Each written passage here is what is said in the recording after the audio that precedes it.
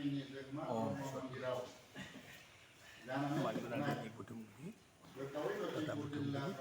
jungo bukan Lukhimpur जिल्लानि प्रशासन संसदनि क्रिया दाता अभाबनि थाखाय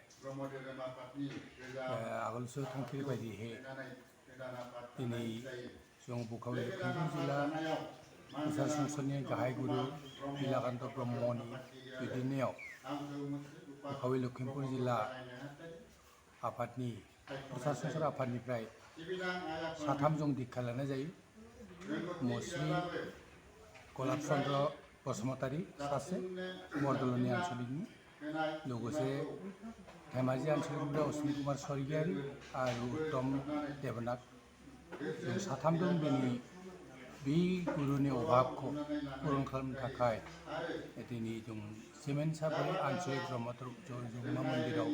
दीक्षा लानाय जादों आरो जों सानदों जोंनि बुकाव लखिमपुर जिल्लायाव बे थालांनाय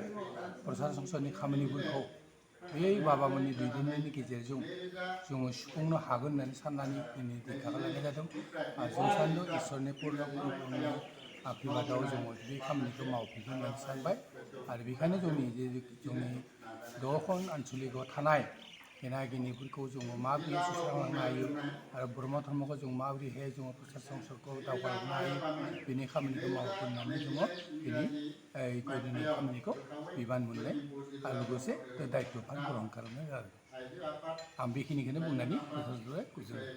नोंथाङा सरखारि साख्रि नागिरदोंना? नोंथांनि थाखाय मोनसे गोजोनथाव खौरां।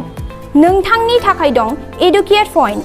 जेराव नोंथाङा सोलोंथाइ लानायनि गेजेरजों सरखारि साख्रिनि गुबुन गुबुन रोखोमनि गोब्राब आनजादफोरखौ उथ्रिसारनो हागोन आरो गावनि आथिङाव गसंथानो हागोन। बे एडुकेट पइन्टआव नोंथांमोना SSC, bank PO, bank clerk, bank SO, UPSC, FSC, defence, railway, state, insurance, AAO, AD360